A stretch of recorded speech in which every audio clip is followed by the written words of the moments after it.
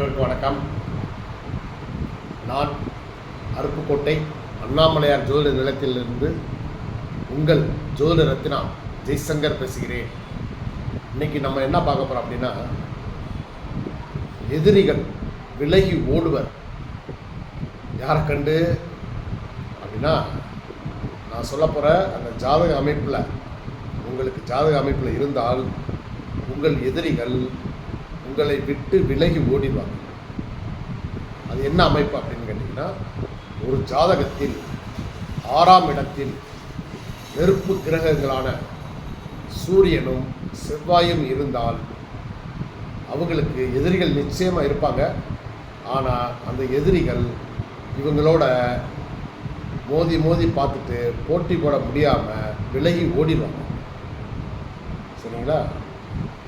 அதே போல் ஒருத்தருடைய ஜாதகத்தில் 6ஆம் இடத்தில், ஏன்னா 6ஆம் இடம் எதிரிஸ்தான், 6ஆம் இடத்தில் சூரியன், செவ்வாய், சனி, ராகு, கேது இருந்தால் நீங்கள் உங்கள் எதிரியை பார்த்து பயப்பட வேண்டிய அவசியமே இல்லை.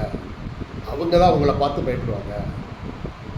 இவர்கிட்ட பேசி ஜெயிக்க முடியாது, அல்லது இவர்கிட்ட மோதி நம்ம ஜெயிக்க முடியாது, அந்த மாதிரி ஒரு அமைப்பில் உங்களை விட்டு அவங்க விளையிடுவாங்க. ஸோ அதனால் நீங்கள் அவங்கள கண்டு பயப்பட வேண்டிய அவசியமே இல்லை.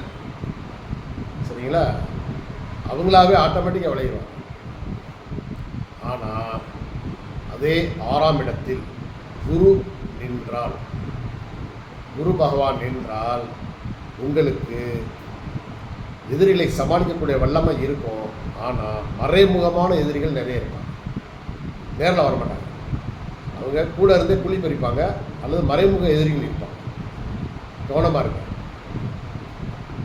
இதை விட இன்னொரு கிரகம் உங்களுக்கு ரொம்ப மிக கெட்ட ஆச்சரியப்படுவீங்க.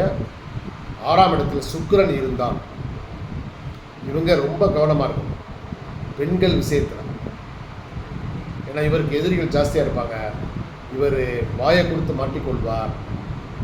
கண்ட இடத்துல பேச தெரியாமல் பேச என்ன செய்வாங்க, மாட்டிக்கிடுவாங்க.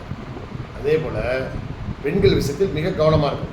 6ஆம் இடத்தில் சுக்கிரன் இருக்கிறவங்க கண்டிப்பாக பெண்கள், கூட பழகிய பெண்களே இவங்களுக்கு எதிரியாக மாறுவாங்க, துரோகம் பண்ணுவாங்க, உள்ளடி வேலையெல்லாம் பார்ப்பாங்க.